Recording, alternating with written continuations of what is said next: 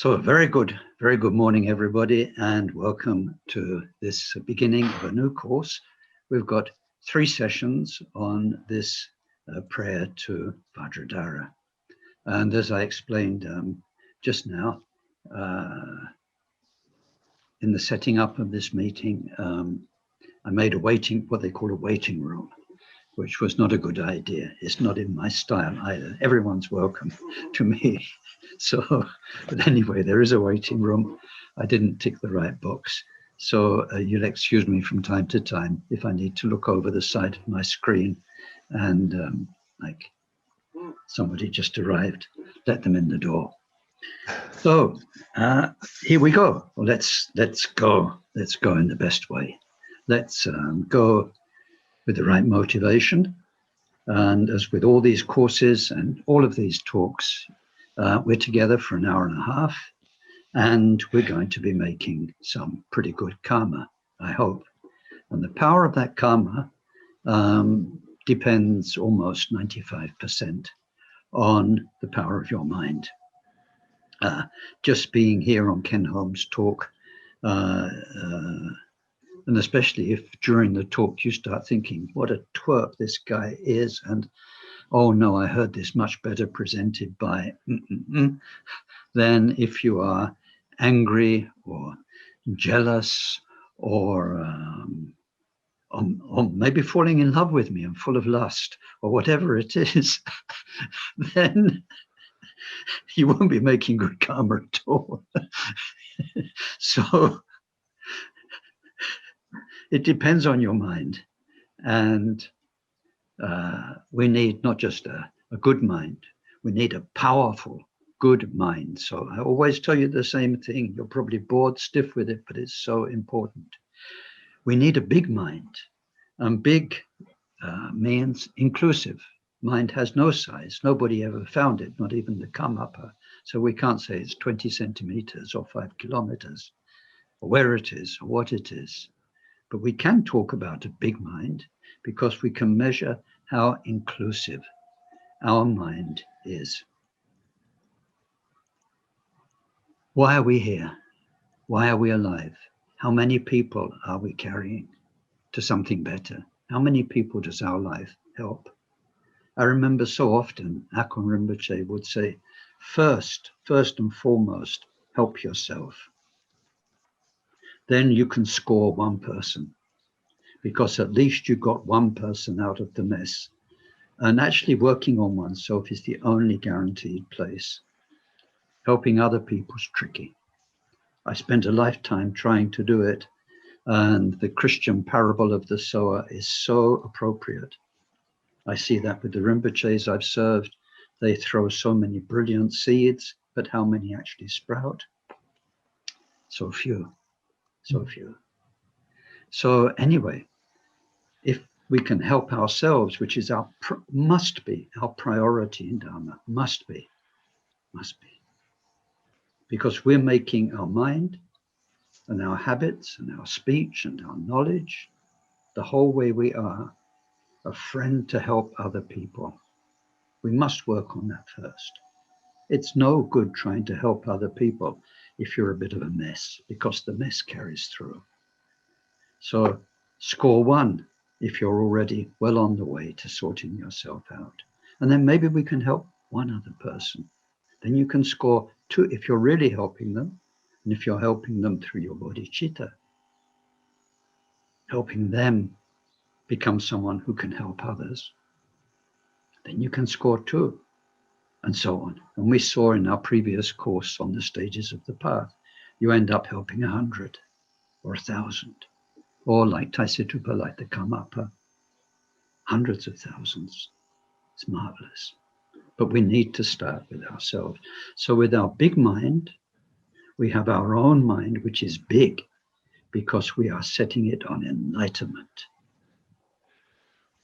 Not just the things of this life. This life is so fast, comes and goes. This body comes and goes, it gets old, it dies. People come and go. They're your friends one day, you can barely remember them 20 years later. Wealth comes and goes, everything comes and goes, except your mind.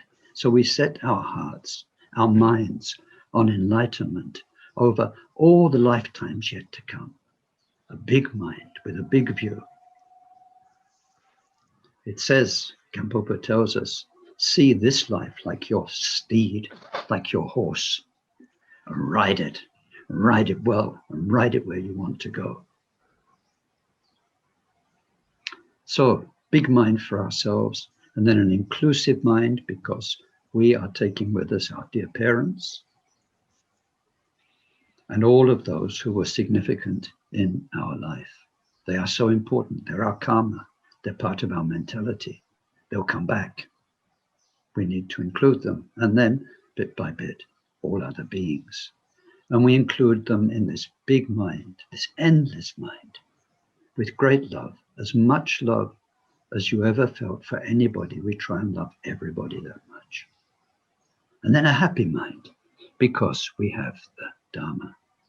So let's start with a few simple prayers. Actually, with this course, we should do the actual Vajradhara prayer at the beginning.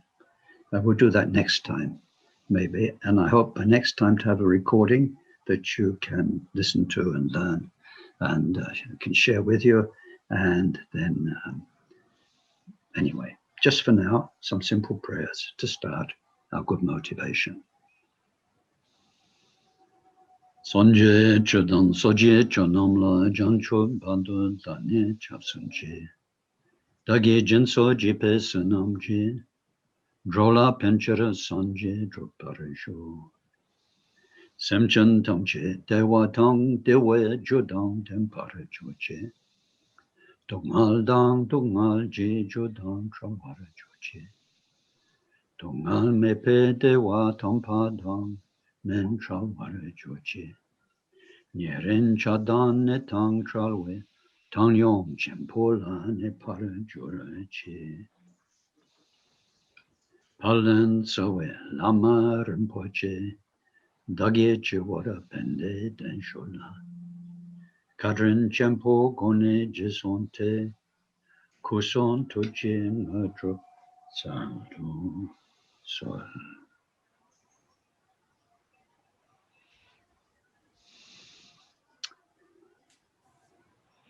So here we go. We have 3 sessions on the Vajradhara prayer. I hope you all got the support document. Just a second, I've got to fiddle. Good.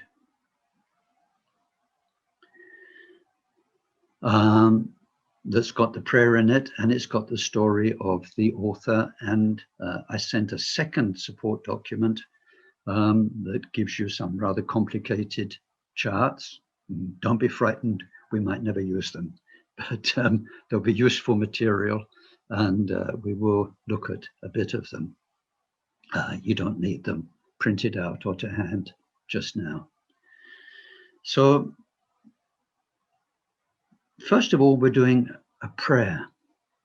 All the courses I've given so far, and most of my courses, are study topics. And although it's all Dharma, study is study, and prayers are prayers. And prayers are usually to do with practice.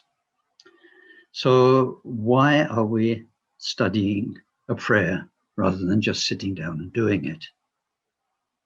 Well, the reason is that this prayer is absolutely brilliant as an analysis, as a summary of Mahamudra, which, as you know, is the heart practice of our Kagyu lineage. It's the deepest practice the Buddha gave. It may come up in other lineages under other names, but Mahamudra is as deep as Dharma gets. So we have various analyses of Mahamudra from the Tibetan tradition. We have Dakpotashi Namgyal's Mahamudra Moonbeams. That's more analytical. It's a thick book, but don't buy the translation because it's a bad translation, quite honestly. Mahamudra is a very, very important topic, and wrong information is not good. It's better not to have the book than to read the book and read the wrong translations and get the wrong ideas. It's a shame, because Dapo Tashi Namgyal's book in Tibetan is very, very thorough, brilliant analysis. It looks good. I had once to interpret for Trangpa Rinpoche for a month. He was doing 3 months, and he lost his first translator. So in the second month, I translated him teaching that text. And it was only when we started working through the Tibetan, and people were so happy to have the book, you know, when you got the translation, that you realize that the translator, unfortunately, didn't have enough Dharma experience, meditation experience. So what the words look like isn't actually what they mean. And without the Lama's explanation, you can have no idea. But anyway, there are some very long explanations of Mahamudra. And then there's the third come up as Mahamudra prayer, 24 key verses, which is perhaps the most brilliant and useful summary. But it is 24 verses. Not many people know it by heart. Dapo Tashi Namgyal's short prayer to Vajradhara gives you the heart essence of Mahamudra, and it's what you need to know when you practice, to never forget. Now, not only do I say it's brilliant, this prayer is deeply loved and deeply used by the Karmapas, by the Taisitrupas, by Trangpa Rinpoche, and by Akon Rinpoche, and always when he said to me, when you give courses which are more about practice, start with this prayer. So it's an excellent summary. Now, why is that the case? Well, it's because of the author, Dapo Tashi Namgyal. Bengar Jampal Zangpo. Bengar Jampal Zangpo. Now, who was he? He was born about 600 years ago. He was a disciple of the sixth Karmapa, Tomodunten, and he received all the teachings. Now, all the teachings, and we'll see that in a minute, mean the teachings of what we call the path of skillful means and the teachings of the path of liberation. That's all the yoga teachings and then all the direct teachings on mind of Mahamudra. He received both areas of transmission from the sixth Karmapa, and he went to practice. And he went to a place where some very great yogis practiced, which was an island in one of Tibet's largest lakes. Now, Trangpa Rinpoche says it's the largest, and I wouldn't want to contradict him, but there are two pretty big lakes in Tibet. One is Tsongmen, which in our maps is called Lake Kokono, and so that's to the north. I've been there. And that's like an inland sea. It's huge. And then this one is closer to Shigatse and Lhasa, and it's called Namtso, which means sky lake. It means it's as big as, it's so big, it's like as big as the sky. And some way from the shore in that lake was an island. And the lake every winter freezes over. So yogis would go across the ice with their bags of supplies, usually a year's worth of supplies, set themselves up on the island, which wasn't that big, but there was enough space for them. And then they'd be there through the summer when the ice had melted. When we look at not Jampal Bengar Zampo's story, but another of our Mahamudra siddhas, Naropa, he spent some years there. And one winter, the ice didn't freeze. So at the time when they were supposed to, waiting for the ice to freeze so they could go and get more tsampa and more supplies, it didn't happen. And he was there with one attendant, and they got so hungry, the attendant was going to actually kill himself to offer his body to eat to his teacher, because he wanted so much his teacher to live. Fortunately, or maybe through Naropa's own skills, just by coincidence, a dead deer washed up on the shore at that moment. But it was really a useful teaching for the disciple, because he would have given his life to keep his guru alive. So anyway, that lake was a pretty special place. And Bengar Jampal Zangpo spent 18 years there, practicing the teachings he'd received from the sixth Karmapa, and of course filled with the Karmapa's blessing. You know, it's one thing to receive the methods and the teachings, but when your guru is a living Buddha, then everything that you do, all of the practices, is your guru in the form of Chakra Samvara, Vajrayogini, whichever it is. So with that great blessing, he did 18 years, 24 hours a day practice, and he became enlightened. And then when he became enlightened, he wrote the words of this prayer. So they are said to have enormous blessing. And I really believe this. I've found this, and it's what my own teachers tell me. It's probably one of the most blessing-packed prayers ever. So the way it's structured is that there's a first section, which is a supplication to the lineage. And then there are 4 verses which sum up Mahamudra practice. So today we're going to look at the first verse, and today is about several topics, which we'll explore one after another, and then put them together at the end to try and make some kind of synthesis.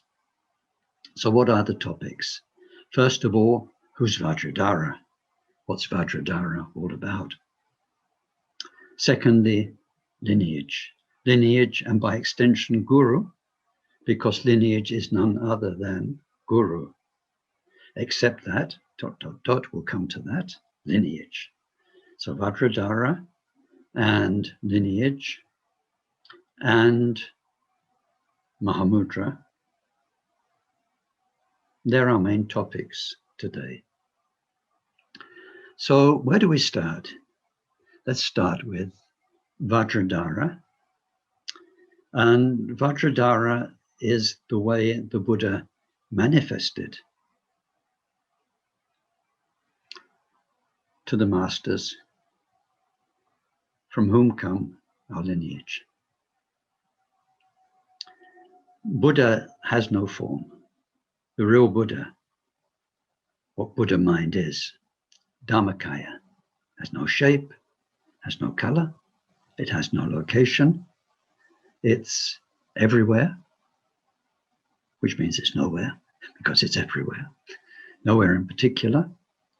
It's in everything, but it is a hidden, latent potential as far as we're concerned in our ignorance.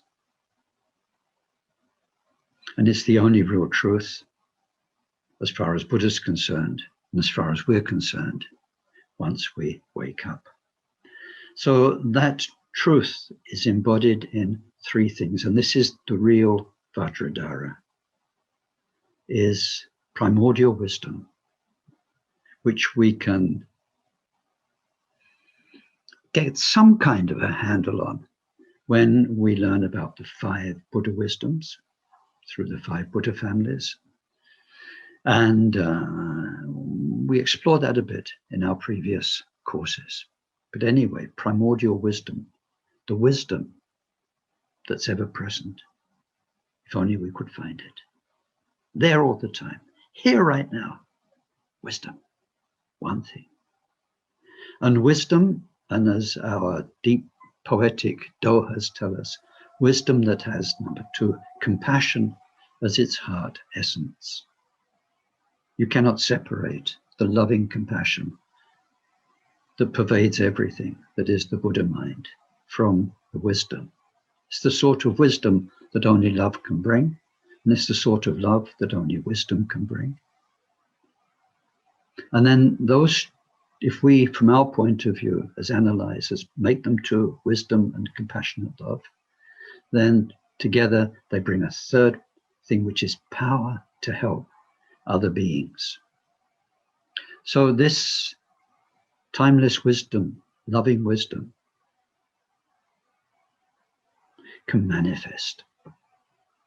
And its manifestation, so we call it Dharmakaya, And then the way it manifests to the very, very pure minds of this universe that we saw last week in the Bodhisattva levels is as what we call Sambhogakaya. It manifests as Buddhas and Pure Lands and all of the endless qualities, skills that are part of this perfect Buddha mind show themselves as medicine Buddha for the healing, as Mahakala for the protecting, as Tara for the swift liberating, and so on. Endless, endless ways of manifesting. And we see, maybe not today, but when it comes to manifesting, to teach, can manifest as objects, can manifest as texts, can manifest as nature, not just as teachers. So this formless, locationless, perfect mind can manifest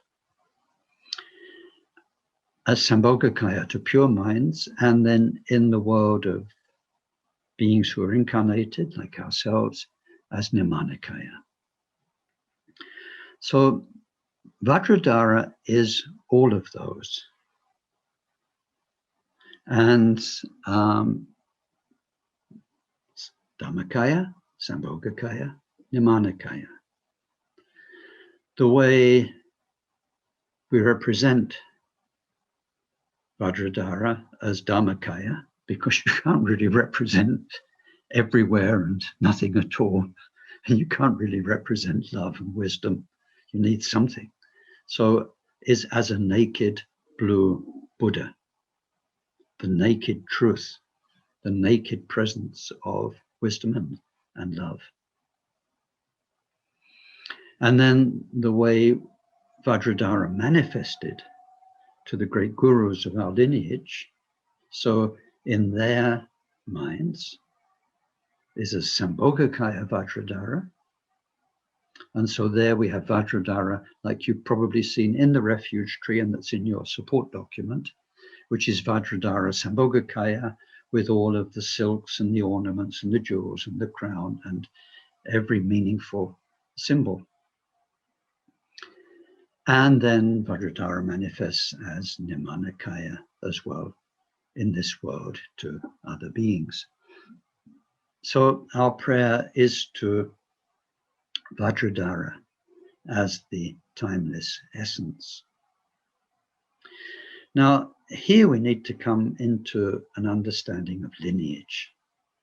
And nobody queuing at the door. I'm just looking at my side panel. No, nobody waiting to get in. So, lineage. Now,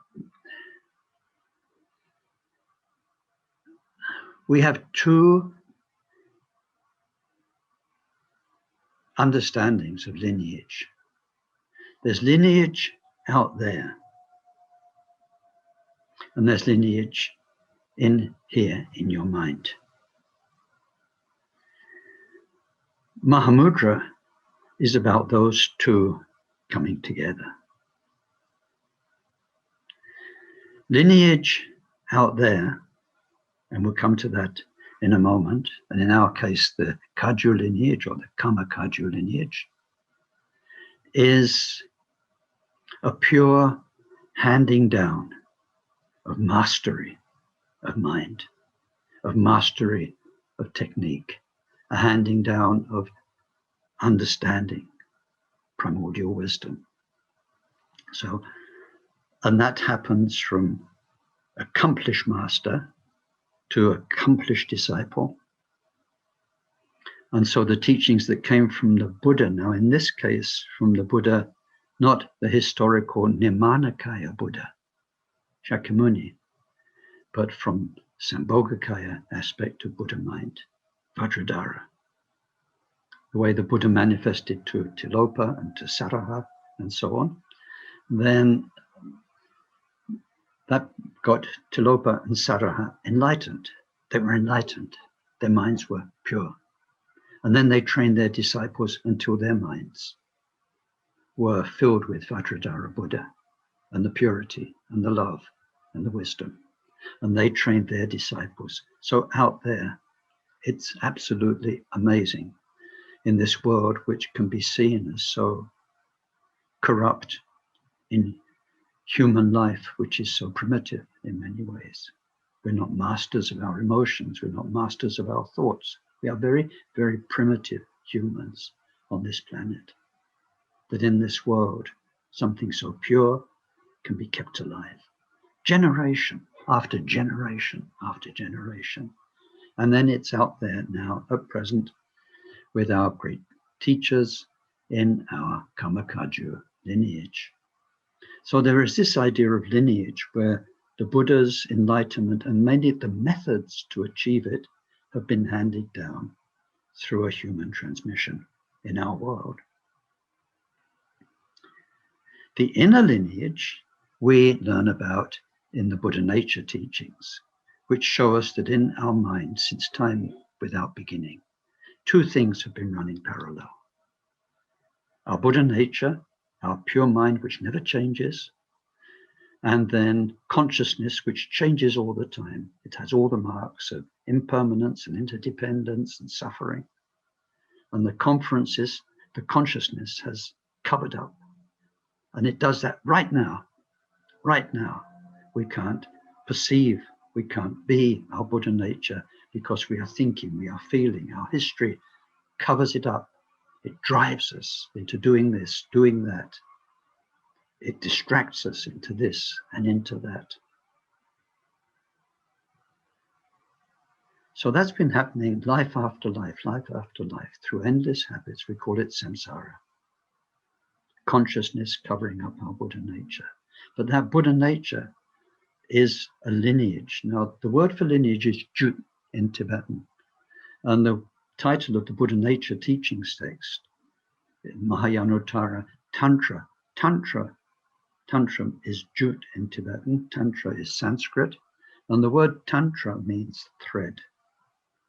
Unbroken thread that has been in you, has been in me, life after life after life. This pure Buddha mind has been there under the surface. But we ignored it, we got caught up, we got busy. And then if we practiced Dharma, we did a bit of work on it, and we got as far as we got. But samsara has been very powerful. But that unbroken thread of Buddha nature, which is Buddha, is the heart nature of you and of me. So now what happens in Mahamudra practice is that the guru out there gives us the means whereby we can work on our mind and our heart and our feelings and our karma until we reach such a point that our heart and mind is open and we can start to connect with this inner lineage of our Buddha nature. And then we will recognize that the guru outside has been the beautiful holder of that truth all the time, caring for us so lovingly, helping us against all the odds because our samsara is so strong to recognize that one timeless, ultimate truth. So, inner lineage, outer lineage. In the outer lineage, before, the masters such as Bengar Jampal Zangpo, the Karmapas, they all practiced. They all set an example of practice, like I'm sure you know, with Milarepa, with Mapa, and many, many great others. So they show us, they don't just give us the methods, they set us the example of how to apply those methods. And they live what we are. They are the living proof of the pudding. Now, this is more valuable than anything. These days, you'll see lots of stuff around you. You've got secular Buddhism. You've got people debating all sorts of things. What's the authentic Buddhism? Which one is the best Mahamudra? Is it this Mahamudra, 5-part Mahamudra? Is it this one, this one? Academic research to try and find the right thing. It's looking in the wrong place. The truth is not in books. It's not in so-and-so's research that somebody did for a PhD. There's one very, very famous French professor. He became the authority the authority for Tibetan Buddhism in France. Nobody can contradict a single word he said. So when I first was working with French academics, they said, oh, everyone in your tradition is called Karmapa. I said, no, it's just the boss at the top. I said, no, if you're in that tradition, then you're a Karmapa. They said, no, but Professor so-and-so said this. And because he's the authority, then you just become a stupid idiot who doesn't even know what's going on in your own lineage because he said it. So academic research is very helpful for some things. It's very helpful for some things. But the truth is in being. And there are those beings out there who've got it. They've got it. Now, this brings us to a very interesting point about faith, because faith comes into the equation of these teachings too.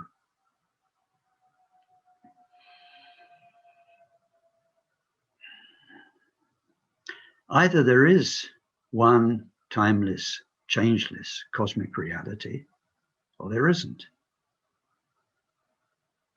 If there isn't, well, good luck, mate. Good luck, because life's a free-for-all and you just need to do your best, live according to your own moral values and so on. But if there is something or someone that is all-powerful and that is the it that's always been, that's what Dharma texts call it, it, that. They're at a loss for any other words. You know, we call Buddha Tathagata. Sounds brilliant, sounds beautiful, the Tathagata. What does it mean? Tata, it. Gata, became. The guy who became it. Became what? Can't tell you. It's beyond words. So when we have a translation, when we have the Sanskrit, Tathagata sounds beautiful. And Buddha woke up to what? It. So either there is an it. So if there is an it doesn't matter what the hell you call it. You can call it Buddha nature, you can call it God, you can call it Barry, you can call it anything. What we call it doesn't matter. If there is an it, then it is. It is. And awakened beings are humble by nature because they've learned to surrender and let it be in them and to do all the work that needs to be done, that we become it. We gata to the tata. We become it. You know, simple as that. So out there in our great lamas who became enlightened, they carry it.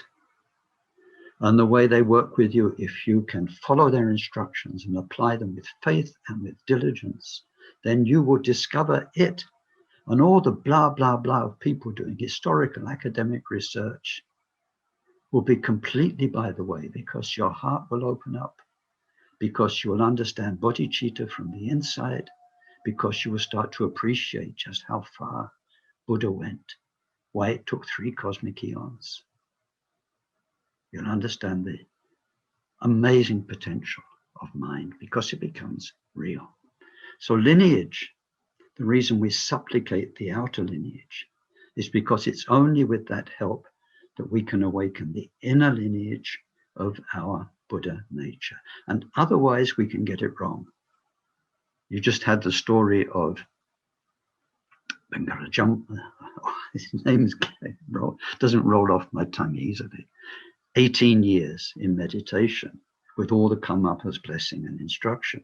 There's another story in the texts of somebody who was also received perfect instructions on Mahamudra and who went to retreat and who meditated for 12 years. And as far as he was concerned, he achieved Mahamudra. He died, we all die, and was reborn a cat. He thought he'd achieved Mahamudra, bliss.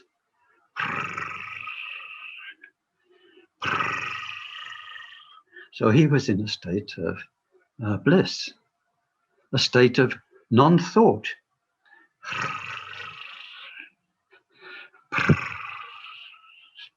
And so on. And great peace, very much at peace and at one with himself.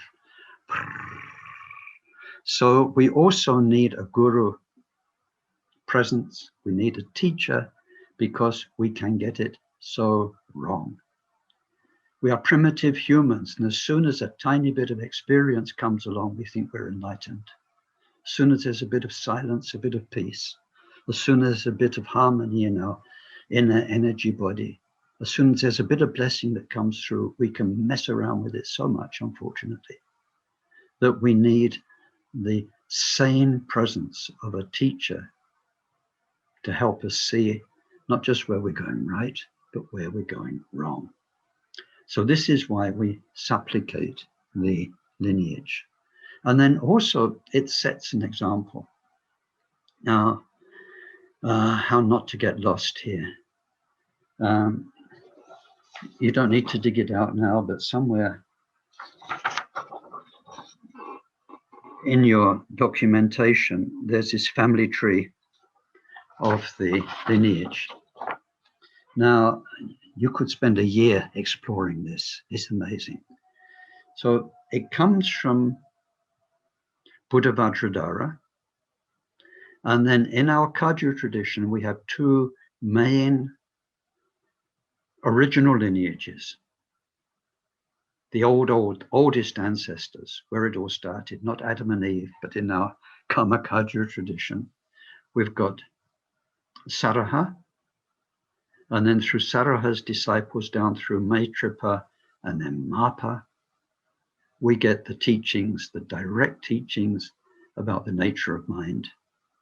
And the ones we often call these days simply Mahamudra. And those of you who are fortunate enough to be learning under the Taisitupa, the Mahamudra, Ocean of Certainty, it is those type of teachings, shamatha, vipassana, and then recognizing the mind in 4 different ways. So through Saraha, Maitripa, and then Mapa, this lineage, that's called the closed lineage or the short lineage, because from Mapa is just a few hops back to Buddha Vajradhara, where it started, the Buddha mind, where it started. So that's one original lineage, the short lineage. And there's one that's a bit longer, and that comes from Tilopa. And so Tilopa's very interesting, very interesting. So let's spend a moment with Tilopa. That would be nice. It might be rather scary, actually, spending a moment with Tilopa. But anyway, let's spend a moment with his story.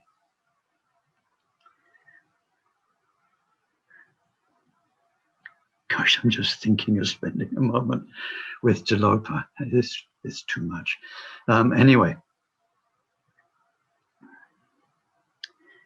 he was very special. When we see his life story, and his life story, there are a couple of them. There's not many details. They vary quite a bit. But what is for sure is that by the time he was grown up, he was avid to get to the truth of the matter. And his researches took him through all the Buddhist tantric masters of India. Not all of them, but all the famous ones. It's said he had around 100 masters. Now they were holders of different tantric lineages and specialities and practices, like the heat yoga or like dream yoga and so on and so on. So it says more or less he went to the north of India, the south of India, the east and the west, and there he met this master, that master, and he received and practiced, and obviously he was very gifted because he mastered. He didn't spend 20 years with each one. He'd obviously liberated his mind to a very large extent. And then he traveled round to 100 gurus. And then not only that, he went up to Pakistan, Afghanistan, to the land of which in his day was a famous or infamous place where they had many yoginis living in the mountains. And they were some of the most accomplished practitioners of the whole India, Pakistan, whole Buddhist Himalayan area. And so he went to the Dakinis, and it's sort of a road trip, but also it's a galactic trip because his mind went to the various realms of the wisdom Dakinis, where he received direct transmissions as well. Now, through all of that, he became enlightened. And if you ask a Tibetan Lama, I suppose, about Tilopa, they have one phrase that immediately comes to mind.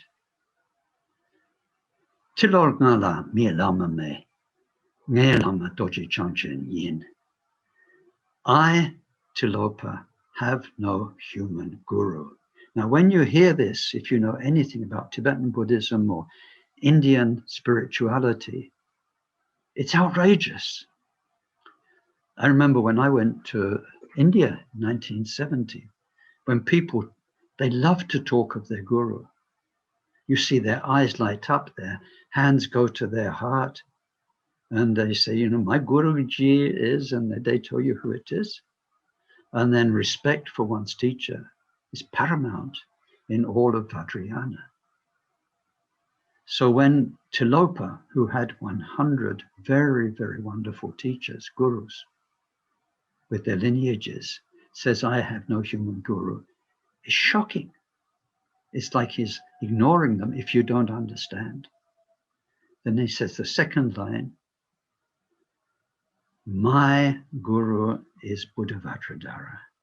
It's because through those gurus, he was directly, unendingly, not only in the presence of Guru Vajradhara, there was so much seamlessness that his being on earth became Buddha Vajradhara. So when he taught, he wasn't doing, as so often happens, saying, well, now when he gave empowerment, I'm giving you this transmission, which came from my teacher, which came from him, all the way back to wherever it started. He gave it directly. And he gave it directly to Naropa. This India's, if not the finest, one of the 2 or 3 finest Buddhist scholars in India.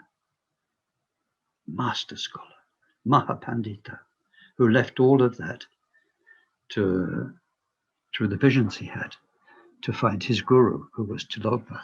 Now, what Tilopa had done through these 100 different lineages was to see what goes on behind the scenes in all of them. Okay, in this lineage, you've got somebody with 35 arms, 3 heads, they're slightly blue at the top and pink at the bottom, and you know they've got this entourage. In that lineage, you've got some with 4 arms. This one, they've only got 1 arm, 1 eye. All sorts of manifestations. But then all the time, in order to prepare yourself, you have to purify. To purify your pride, you make prostrations. To purify your clinging, you make offerings. So that's the same in all of them. Then you come to a point of seed syllables, mantra recitation. Is this mantra for that one? And you do it this way, clockwise, counter. But there's something going on. And then once you've got past that part of tantric practice, and you go to the second stage, which is called the secret stage, then you're working with your chakras and channels. And there, it's basically the same. They're all working on that inner network of energies that have a direct influence on the mind. They are the mind. But each lineage has its own speciality. So the Chandali lineage for developing the heat, the purifying heat, comes from Krishnacharya, for instance. That specializes in one part of channel and chakra work, and another one, and so on and so on. But Tilopa got the general picture that's going on specifically in this, and so he condensed all of that in his teachings to Naropa, and that's why he says it comes directly from Vajradhara. This isn't just that lineage or that lineage that does this. This is what's going on in all of it. And he condensed it into 6 areas that then Naropa taught as 6 areas, as the famous 6 yogas of Naropa, which are taught until this day in our long retreats. The 6 yogas, it's the Chandali, the inner heat, it's illusory body yoga, dream yoga, Bardo teachings, and it's the transference of consciousness and clarity or clear light. So those 6 teachings are the essence, the quintessence of all of Indian Buddhist Tantra. And the transmission of those teachings is called the path of skillful means, Taplam in Tibetan. So that becomes a lineage of transmission of this quintessence that Tilopa gave to Naropa, and that then when Marpa the Tibetan went to India, Marpa spent 20 years with Naropa, or mainly with Naropa, and he received that Taplam, the path of skillful means. And then at one point, Naropa also sent him off to other teachers, and he received from Maitripa the Mahamudra teachings on mind, which we call the path of liberation. So we have 2 quite distinct human transmissions with their methods. The path of liberation from Saraha and Maitripa down to Marpa, and the path of skillful means that comes down through many different gurus, but then in the end from Tilopa to Naropa to Marpa. And so our lineage in which these 2 are combined is called the Marpa Kaju. It's often called Marpa Kaju. Now, the combination of the path of skillful means and the path of liberation is amazingly powerful. It's said that generally until recent centuries, they were taught quite discreetly.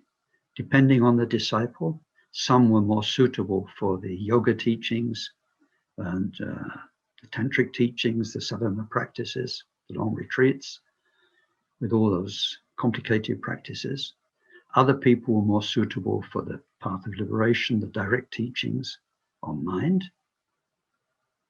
And then what often happened, it seems, and what certainly happens these days, is that those practicing the path of skillful means, the various yidams and the work with the chakras and channels and the energies and so on, at one point something will open up, and then their teacher can give them the path of liberation, the direct teachings on mind, and they kind of get an ejector seat out of all those complicated practices. So sometimes in a long retreat, if somebody's ready, they've got their whole 3 years planned, but say halfway through or after 2 years, if the teacher sees they're ready to penetrate the Buddha mind, then rather than making them finish their program, they will sit with them, have a very powerful dialogue with them, and sometimes in weeks, in months, then they will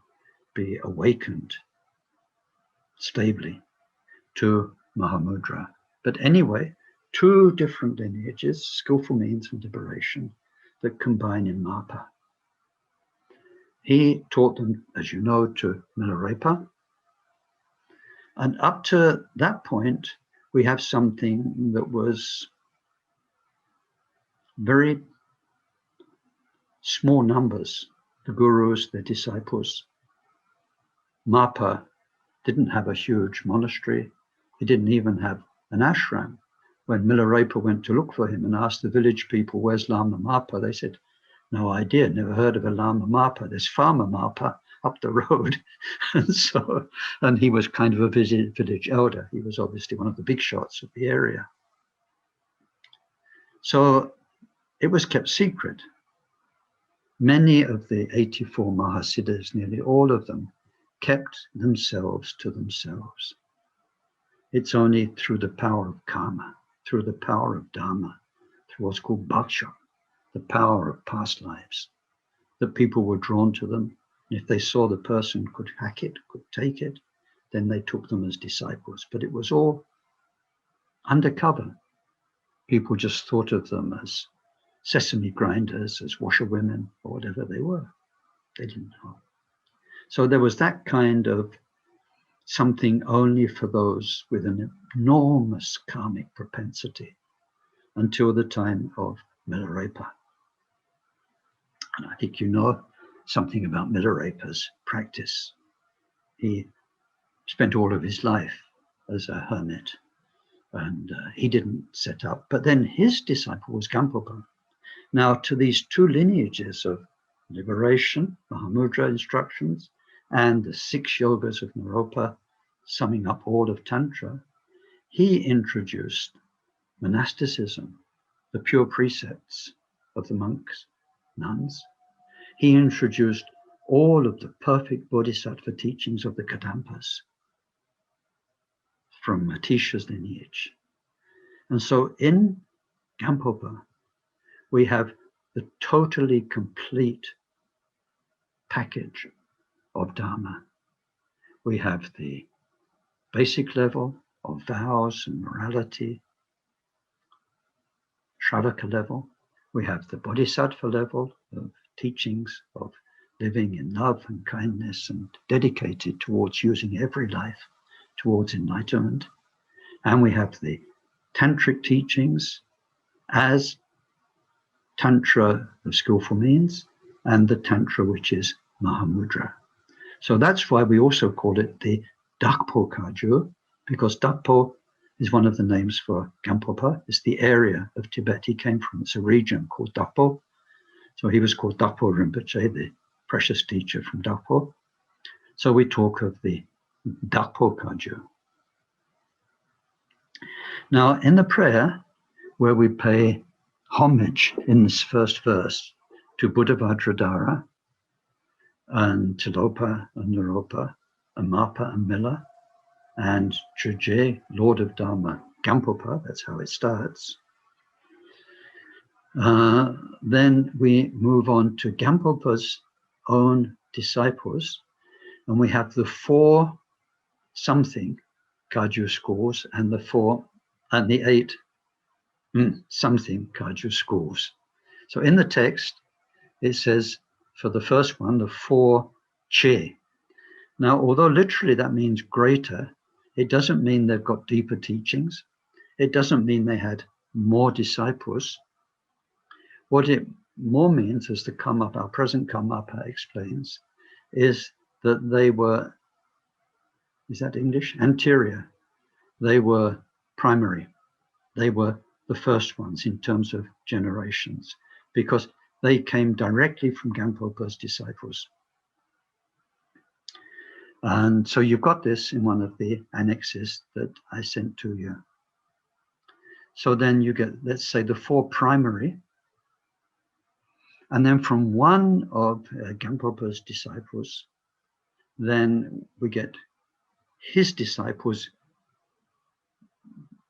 giving rise in time to 8 different traditions. So they're called 8 secondary Kagyu traditions. But the point is, all of these traditions carry Gampopa's teachings. This fusion of basic Buddhism, the Bodhisattva Buddhism, Mahamudra, and the skillful means, the yogic practices. So we name some. The prayer doesn't name all of the 4 and the 8. It names some of them. Dritak Salsum Paden Drupaso. So Drupaso means Drupakadu, and so means etc. So, and all the others. Zablam Chajachela Manipe.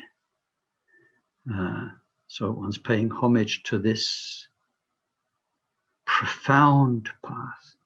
Now the word in there in Tibetan is zap. Zap is a beautiful word. I mean, it's got juice, you know, as a word. Zap. Zap can mean profound, in this, you know, deep, deep, deep. But it also means to the point. I mean, this is the real point of things. So the path which goes right to the heart of the matter, the path which is the deepest, Sablam, of Mahamudra. Now, Mahamudra, foreign word. Maha means great. Mudra, in this case, means seal or stamp. And great in the sense of vast, in fact, limitless. And it means that there is not one thing, there is not one sentient being, there is not one moment of existence anywhere possible that is not stamped with the truth of Dharmakaya, of perfect being. There is no place where the innate perfection, the primordial purity and beauty is not present. It is there. In our ignorance, we don't recognize it, but it doesn't mean it's not there. It doesn't mean it's not there. And so Mahamudram is translated as the great seal. So for the profound path, the path that's to the point of Mahamudra, is to the point because it reveals to our mind the primordial purity that's always been, that is right now, everywhere, in everything out there and within us. That is what we're paying homage to, carried by these lineages of the masters we've just named, Mapa Miller, Lord of Gama, Gampopa, the one who knew the 3 times, Dusum Chempa, and so on. So we're paying homage to the Nyame Dapokaju, it says, to the peerless Dapokaju, the Kaju of Dapo, of Gampopa. Nyame, peerless. Nothing is better than it. Of course not. If there was something better, we'd go and take refuge in that. We're not daft. Our lamas aren't daft. If you come across a second best lineage, then you want to go and find the best. So what we're doing is recognizing that this is as good as it gets. Now, this is important these days. This is important in my friends, my students, the people I've met. You know, we have access to more distractions than anybody has ever had in history, and Dharma distractions. So the amount of Dharma on internet, the amount of opinions, the amount of interesting stuff could keep us busy for ages, as well as all the historical research and all the rest of it. If one has been lucky enough to encounter this lineage and to connect with it and to start to receive the practices, it's very important because we start out ignorant. We start out confused. We start out weak. It's very important to recognize that you hit bullseye and to give as much time and energy as we possibly can until such point as we've absorbed and it's part of us and inspiring us, and we're not looking anymore. Being a spiritual seeker is wonderful at the beginning. But as Gampopa says, there are 5 types of potential. One's cut off, so people are so deeply involved in negativity. They don't even have a clue about spiritual life. The second one are those seeking. And it's a vital part, but he says it's a bit tricky because people seeking so avidly, if they find anything that's got a bit of validity, they sign up and they take on the language and they take on the practices. They're gullible. It's a very tricky area. When we do our Buddhist prayers, we pray for people that they find authentic teachers and lineages. But seeking has to stop and there has to be finding. So we get three more, the real precious human beings who found an authentic path. So this peerless Dapokaju, when we do the prayer, we remind ourselves of the immense value. So we've got Dapo, we've got Mahamudra, I've talked about, Dapo, Kaju. So that's another word I need to explain because that's what we're taking our refuge in, the Kaju. Now in the early days, it had some weird translations like whispered lineage. So you're kind of waiting for the point where you're going to be alone with the teacher and they're going to lean across and whisper in your ear, and then you'll get it. Ka it is the honorific word for speech. Ju is Tantra, lineage. But it doesn't mean that. Ka is shorthand for ka, pap, ji. And kabab, which is not kebab, but it sounds almost like kebab. Kabab, which has got a nice sound to it, is an incredibly meaningful and powerful term. Ji means four. So the four kababs. We can translate it as transmission of mastery. And the Taisittupa spent a lot of time explaining this to us in Samiling. He says, it's when somebody is incredibly accomplished and skilled. And then amongst all of the people they are teaching their skills to, there will be one or two, maybe, who can receive everything and who maybe even will become better than their teacher. I've got a friend in South Africa. He's a musician and an actor, but at one point he went off for a few years to become what they call it, a guilds person. He learned wood carving and wood furniture making. And you have to learn for so many years, and then you have to spend a year as a journeyman traveling around doing things until you become accepted and you in turn become somebody able to teach. You go through a ceremony, you get an apron, a special things, like this.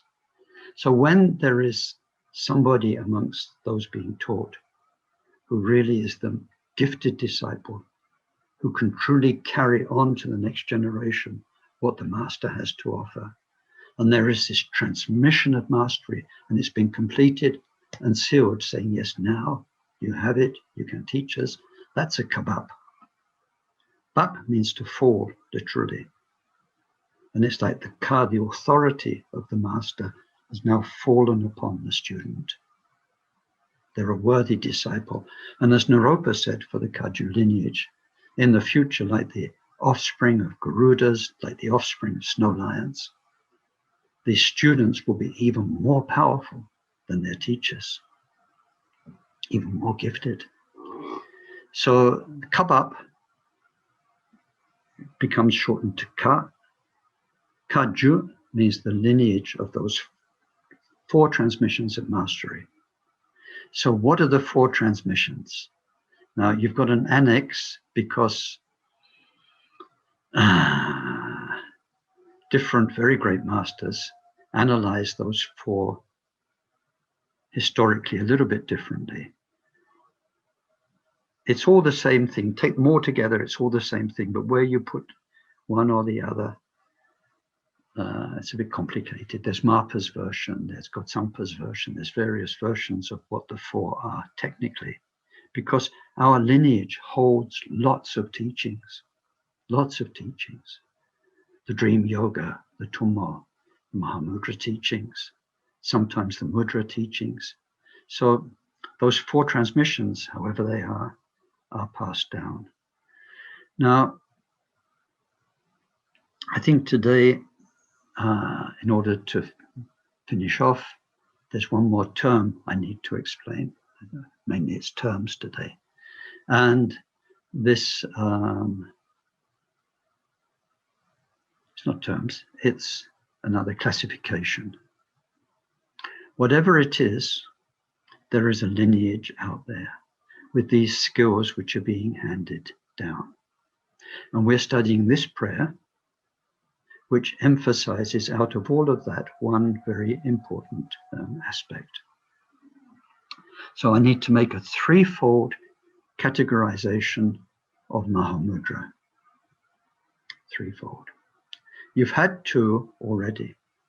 There's Mahamudra, skillful means, where one approaches the one Buddha mind. Remember, if there is a one it, whatever we call it, it is it. It's all about becoming it. So you can become it through doing the chakra samvara practice, the Vajradhara practice, all the practices they do in the long retreats. And then within those practices, the various breathings, the various energy exercises, the various mind work. You can go that way to become it. Becoming it is recognizing Mahamudra, skillful means, from Tilopa through Naropa and Mapa. A second way of achieving Mahamudra, a second way of teaching Mahamudra, is the path of liberation from Saraha, from Maitripa through Mapa, where we work mainly with mind, directly with mind, with not very much work with yidams and visualizations, mantras and all that stuff. Through that, we can become it, Tathagata, achieve Mahamudra, show Mahamudra to other people. In that path of liberation, then, as those of you who are doing the Mahamudra training in India know or are discovering, there is a very systematic, very thorough training of the mind. It's about recognizing our mind, but through that, there are so many techniques of shamatha that one needs to master. And then based on the shamatha, we need to do vipassana exercises in order to get insight into mind on a relative level. So that's a very sort of thorough and elaborate path. When I followed it with Taisitupa, then if all was well, it took at least 6 years of daily practice to do even the very, very basics of that path. There's a third way, and this is called Essence Mahamudra. Essence Mahamudra. This is a very limited way because it doesn't suit most people. But for those who have the right kind of past karma, for those who have, for whatever reasons of their history, the right type of mind, their mind can be awakened without going through years and years of retreat doing tantric practices, without going through years and years of the various stages of methods of the path of liberation from Maitripa. They can be helped, and it's a one-on-one situation. You can't say how they can be helped. The guru is it, that's why they're a guru. They have it. They recognize a disciple who is not just worthy, who is gifted, where the cup-up, the transmission, the mastery can work. And then using whatever means it may be, for instance, in Milarepa's case, building houses.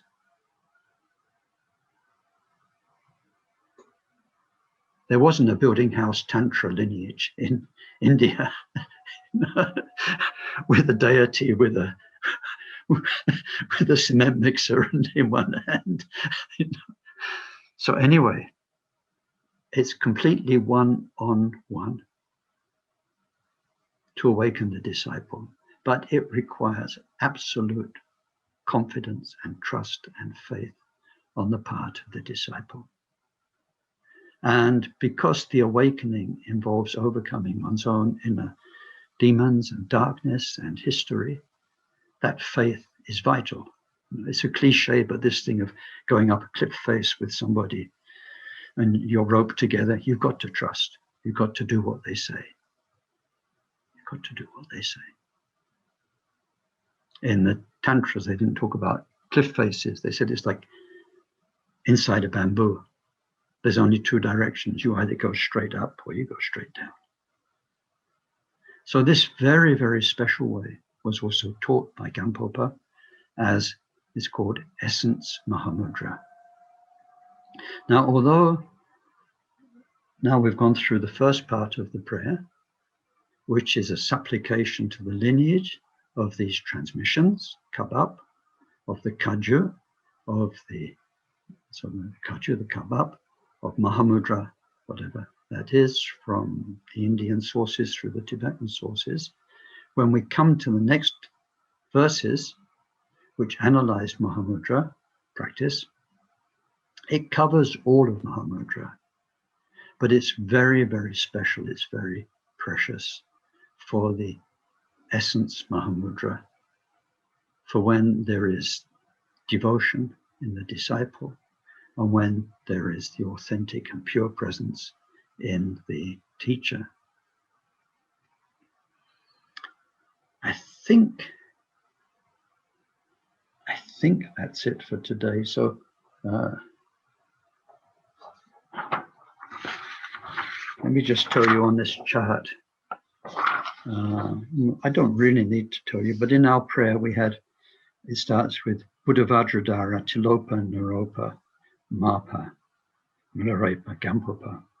It deals with what is called the shorter transmission. It gives the names. If we go to the longer transmission, then on your chart is the one that comes not to Naropa, but to Maitripa. It's got a red lineage line. So there, it ended up with Mapa, but he got it from Maitripa. Maitripa's main guru was Shavaripa. He got it from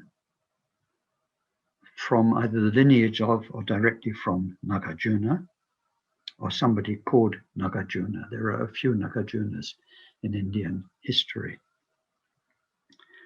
who got it from Saraha. So Saraha is the big name for us. And we see the Karmapas, the present Karmapas, as emanations or reincarnations of Saraha, emanations of Saraha. Now, Saraha didn't have this transmission from human gurus. So last week, when we looked at the bodhisattva levels, you'll remember that they're not necessarily incarnated in a human world. They have bodies of light. So Saraha's two main teachers were Ratnamati and Sukhanata. Now, they were bodhisattvas. He met them in his mind. He met them in their own pure places, pure lands. And when we go back to the Buddha, when we go back to Buddha Shakyamuni, this was prophesied in the Samadhi Raj Sutra, I think, the King of Samadhi Sutra. And so there in that sutra, our Buddha, Shakyamuni Buddha, says in the future, so when he gives us Samadhi Raj, this is an important sutra in our lineage, he has in front of him a disciple called Chandraprabha Kumara, beautiful youth of moonlight. It's a name with lots of resonances about, if you know, it means 10th level bodhisattva. They stay young. They don't grow up and become Buddha. They stay young for a long time to help sentient beings. So anyway, he was the main interlocutor of the Buddha when the Buddha gave the King of Samadhi's Sutra. And he said, in the future, you will be reborn as a doctor, and then you will bring these teachings to life. But he also prophesied that And then at that time, lots of the other bodhisattvas who were there receiving the same teachings all promised to help. So they became our Karmapa, they became our Jamgon Rinpoche, they became our Taisitupas and so on. They promised to help. But the Buddha also prophesied that Saraha would receive this lineage from two of the other bodhisattvas there who weren't going to incarnate as humans. So then, in their world, our hundreds of years are just seconds or days. So they were still there in that place. And when Saraha took on a human life, they gave him the goodies. They passed on the business and they gave him the Mahamudra, which ended up in our lineage. Now, the point of all this first prayer, and I'm sorry to take so much time, is that what we need to do is to read the stories of those masters, because their dedication, their diligence, what they were prepared to do to bring their minds to truth and to help other beings was a perfect example for us to follow. So the last line of this first verse, it says, "Now I am in this lineage. May I follow your example." This first verse should set all of our hairs on the body on end. It should bring tears of joy to your heart because it resets the focus. Why are you alive on earth? You're alive to discover this timeless truth. So wonderful, so beautiful, so useful for everybody. And just like those great beings of the past, we're saying, thinking of all they did, Mapa Milarepa, Untitled Naropa, Sarah, and saying, I will be like you. We lift our mind out of this, sweaty old Ken in his house slippers mentality. I'm me, I've always been me. No, I'm not. I'm a mind born in this world with a brilliant future. And this future will come about through being inspired by and by following this very pure lineage, which through our own good karma, just now, and goodness knows for how long, is present in our existence as the Kagyu lineage. And as our great teachers, Gyatso Rinpoche and Taisitupa and the Karmapa, all these wonderful masters who teach us. Okay, so let's dedicate this morning, and then next week we'll do the prayer together. Sonam diye tomche zikpani, tomne nyepe dranam pomchene, chegana che pala trupayi, sipe sule drowa drowarasho. Gewa di nyoduda chaja chenpo trupjune, drowa chikjoma lupa, deye salaka parisho. Through whatever goodness there was today, may every single sentient being achieve Mahamudra. So let me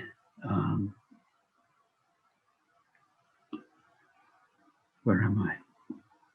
Unpin myself, and we've got 10 minutes if